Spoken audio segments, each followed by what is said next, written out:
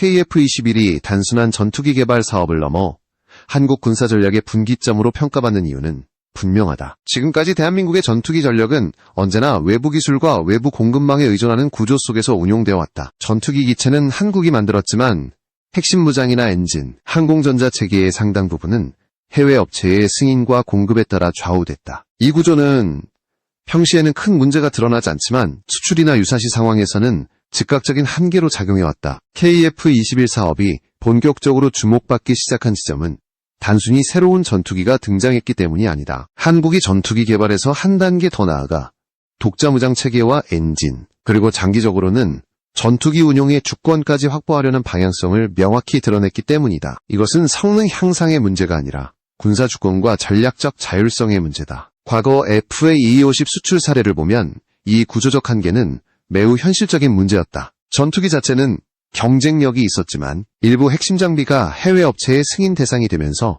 납기 지연이나 수출 제한이라는 변수가 반복적으로 발생했다. 하청 구조에 있는 외국 업체가 장비 공급을 지연하거나 조건을 바꾸는 순간 완성 단계에 있던 전투기는 그대로 멈춰 설 수밖에 없었다. 이 과정에서 한국은 기술을 보유하고도 주도권을 행사하지 못하는 모순적인 상황을 경험했다.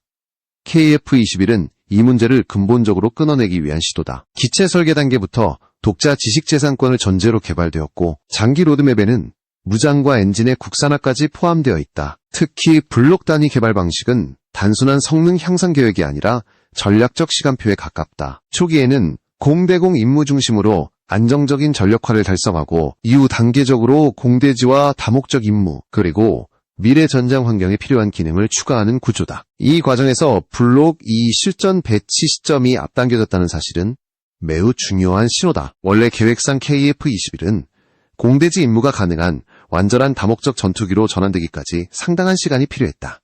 하지만 이 일정이 조정되면서 한국 공군은 노후 전력의 공백을 줄일 수 있게 되었고 동시에 수출 시장에서의 경쟁력도 크게 높아졌다. 전투기는 공중전 능력만으로는 상품성이 제한적이다. 지상 타격 능력까지 갖춰야 비로소 완성된 전투기로 평가받는다. 군사적 필요성도 분명하다. 기존에 운용되던 구형 전투기들은 이미 수명을 넘기거나 한계에 도달한 상태다. 유지 비용은 증가하고 안전성은 떨어진다. KF-21이 공대지 임무를 조기에 수행할 수 있게 되면 이러한 노후 전력을 보다 빠르게 대체할 수 있고 전력 공백 위험도 줄어든다. 이는 단순한 성능 개선이 아니라 실질적인 전투 지속 능력과 직결된 문제다.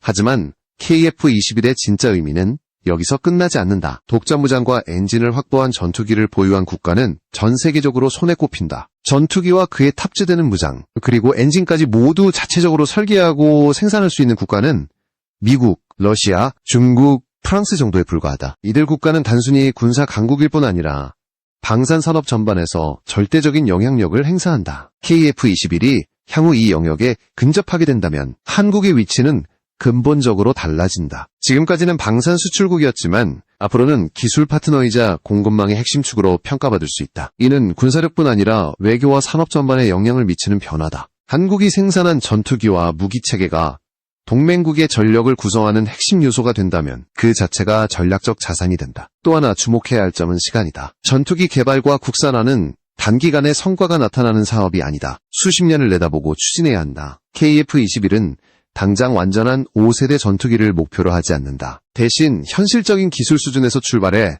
점진적으로 진화하는 전략을 택했다.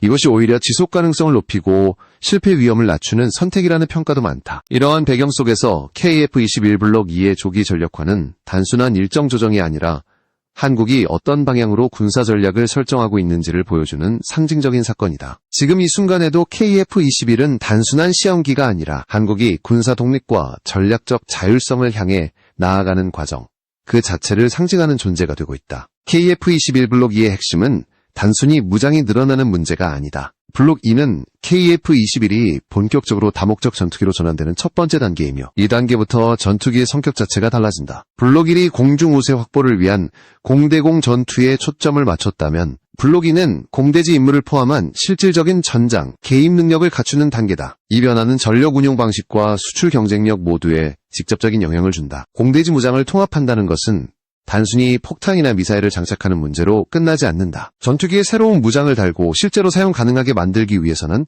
방대한 검증 과정이 필요하다. 소프트웨어 코드와 데이터 버스 통합, 비행 제어 로직 수정, 기체와 무장 간의 공력 상호작용 분석까지 모든 과정이 하나로 맞물려야 한다. 무장을 장착한 상태에서 기류 변화가 발생하거나 투하 과정에서 기체와 충돌 위험이 생긴다면 전투기는 치명적인 사고로 이어질 수 있다. 이 때문에 무장통합은 전투기 개발에서 가장 시간이 많이 걸리고 난도가 높은 작업 중 하나로 꼽힌다. KF-21 블록 2에서는 멍텅구리 폭탄과 같은 비유도 폭탄부터 시작해 다양한 유도폭탄, 그리고 단계적으로 더 복잡한 무장체계를 통합하는 방식이 채택되었다. 초기에는 상대적으로 위험이 적고 검증이 쉬운 무장부터 적용하고 이후 점차 난도가 높은 무장으로 확장하는 전략이다. 이는 개발 리스크를 분산시키는 동시에 전력화를 앞당기기 위한 선택이다.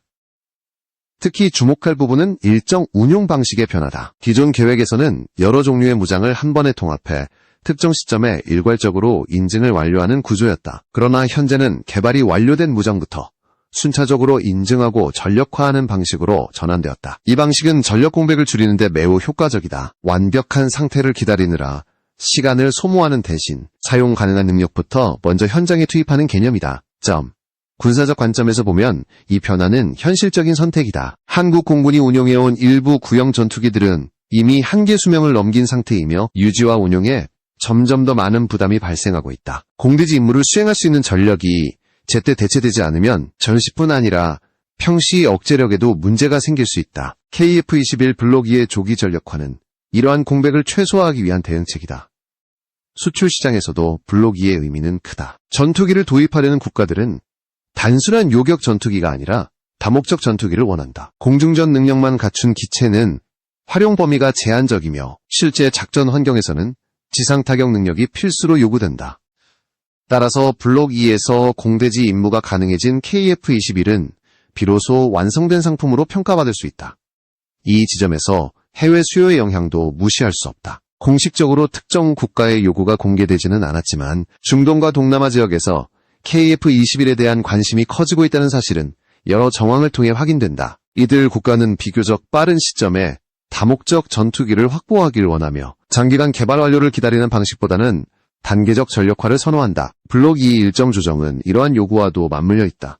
블록 2의 무장 통합이 완료되면 KF-21은 공중우세 확보뿐 아니라 전략적 타격, 근접 항공 지원, 제한적 해상 타격까지 수행할 수 있는 기반을 갖추게 된다. 이는 단순히 임무 범위가 넓어지는 것을 넘어 한국 공군의 작전 유연성을 크게 향상시키는 변화다. 동일한 기체로 더 많은 임무를 수행할 수 있다는 것은 전력 구성과 운용 효율 측면에서도 큰 이점이다.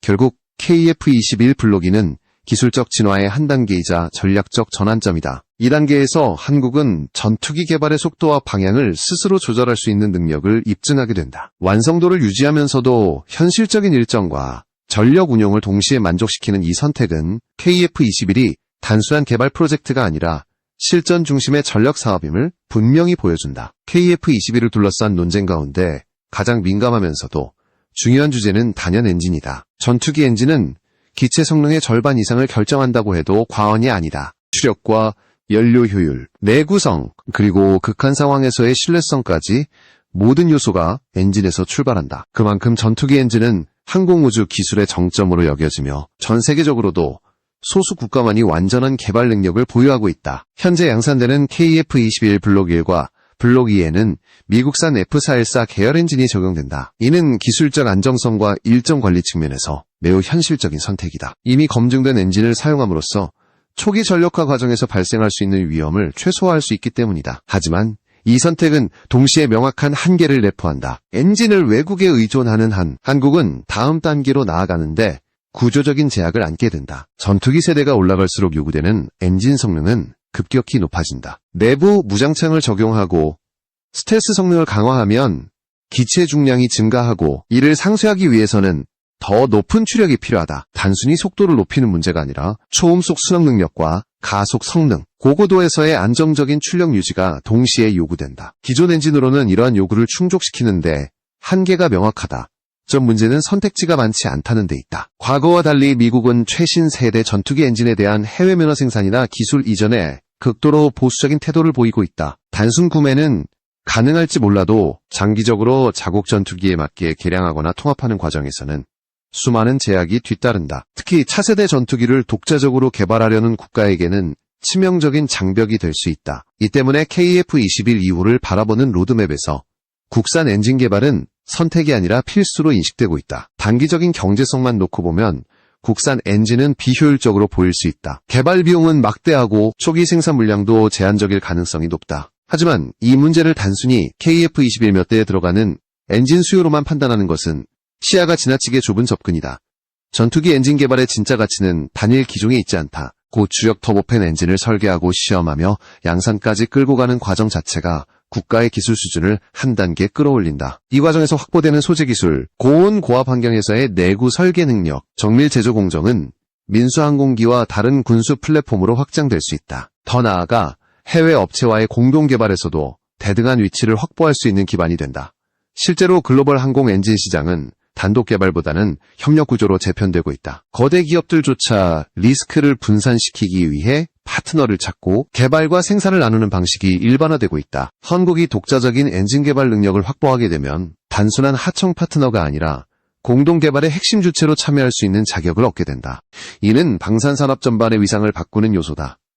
또 하나 중요한 점은 군수시장과 민수시장의 차이다. 대형 민항기 엔진은 극도로 높은 안전 기준과 장기간의 인증 과정을 요구한다. 반면 군용 전투기 엔진은 성능과 임무 완수 능력이 상대적으로 더 중시된다. 한국이 먼저 군수 분야에서 엔진 개발 경험을 축적하고 이를 바탕으로 단계적으로 민수시장에 접근하는 전략은 매우 합리적인 선택이다. KF-21 국산 엔진 개발은 바로 이 출발점에 해당한다.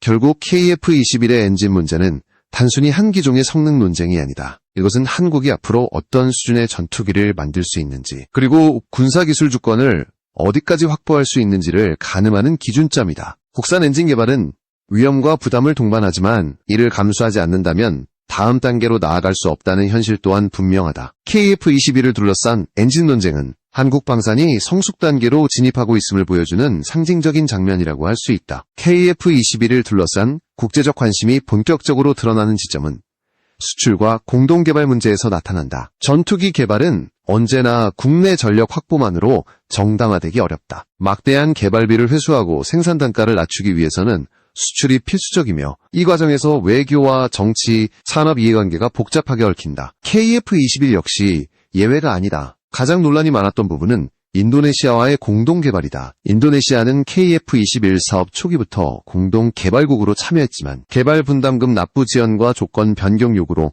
지속적인 잡음을 만들어 왔다. 이 문제는 단순한 재정 갈등을 넘어 기술 이전과 사업 주도권 문제로 확대되며 국내 여론에도 큰 영향을 미쳤다. 그러나 이 사안을 감정적으로만 바라보는 것은 위험하다. 공동 개발 구조의 본질과 한계를 정확히 이해할 필요가 있다.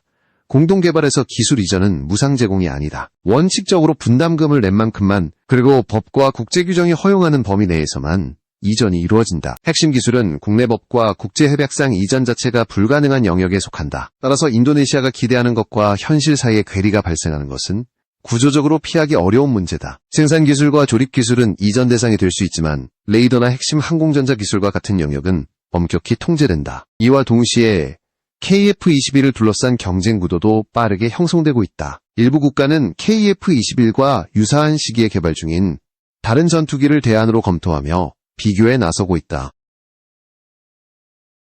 이 과정에서 전투기의 실제 성능보다 정치적 관계나 산업협력 조건이 더 전투기 도입은 영향을 미치는 단순한 무기 구매가 아니라 장기간의 전략적 관계를 선택하는 결정이기 때문이다. 중동과 동남아 시장은 이러한 특징이 특히 강하게 나타나는 지역이다. 이들 국가는 빠른 전력 확보와 동시에 자국 산업 참여를 중요하게 여긴다. 단순 구매보다는 현지 생산, 정비 능력 이전, 장기적인 기술 협력까지 포함된 패키지를 선호한다. KF-21은 이러한 요구에 비교적 유연하게 대응할 수 있는 위치에 있다. 완전히 폐쇄적인 구조가 아니라 단계적 협력과 참여를 설계할 수 있기 때문이다.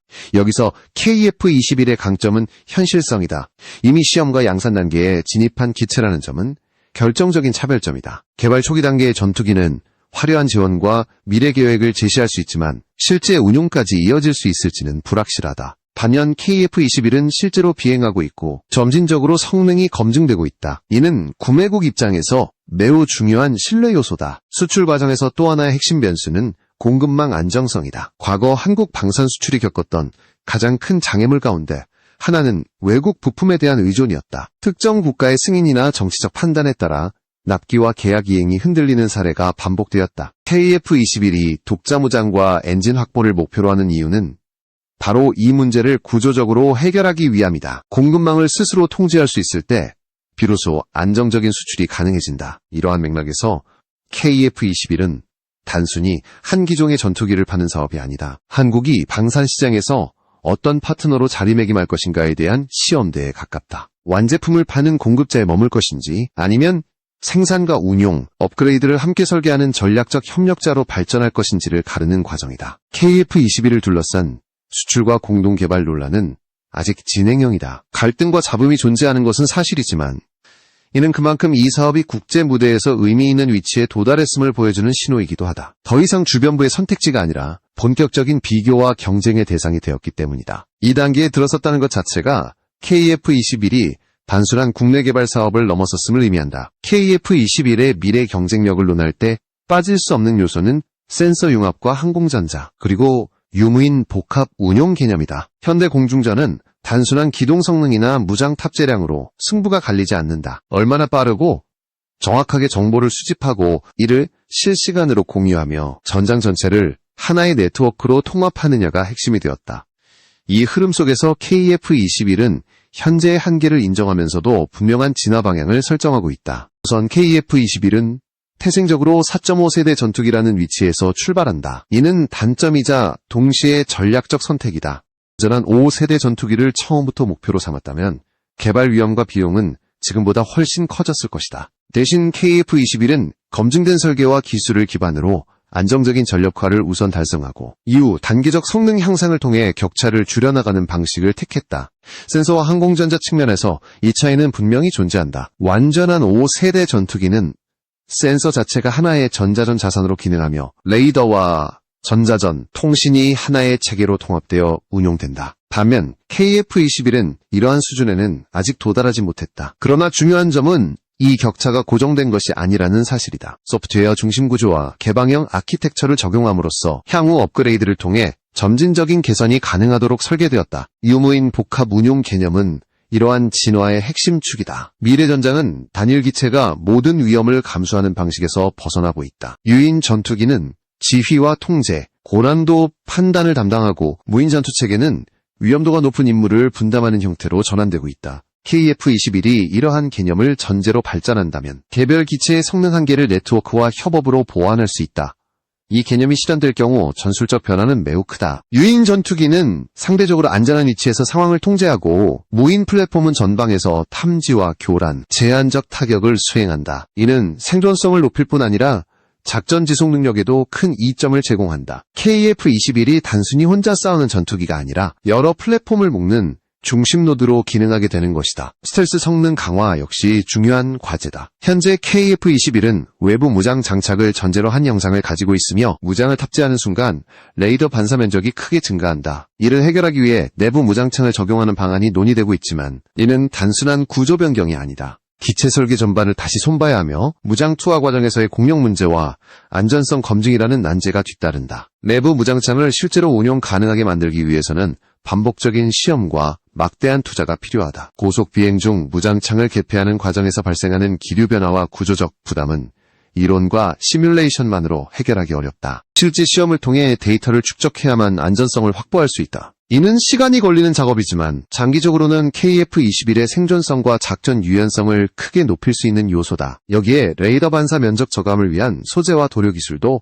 함께 발전해야 한다. 단순히 형상만 바꾼다고 스텔스 성능이 확보되지는 않는다. 전자파를 흡수하거나 분산시키는 소재 기술은 별도의 연구와 검증이 필요하다. 이 역시 단기간에 완성되기 어려운 영역이지만 향후 성능 개량 단계에서 반드시 해결해야 할 과제로 남아있다. 결국 KF-21의 경쟁력은 현재 시점의 완성도보다 미래의 확장성에 달려있다. 완벽한 상태로 등장하는 전투기가 아니라 지속적으로 성장하는 플랫폼이라는 점이 중요하다. 센서 융합, 유무인 복합 운용, 스툴스 성능 강화라는 세 가지 축이 단기적으로 결합된다면 KF-21은 단순한 4, 5세대 전투기를 넘어 새로운 형태의 전력으로 자리 잡을 가능성을 갖게 된다. 이 과정이 성공한다면 KF-21은 단지 한국 공군의 주력기를 넘어 미래 공중전 개념을 실험하는 핵심 플랫폼으로 평가받게 될 것이다. KF-21의 최종적인 의미는 단순히 성능표나 세대 구분으로 설명하기 어렵다. 이 전투기는 한국공군의 전력 구조와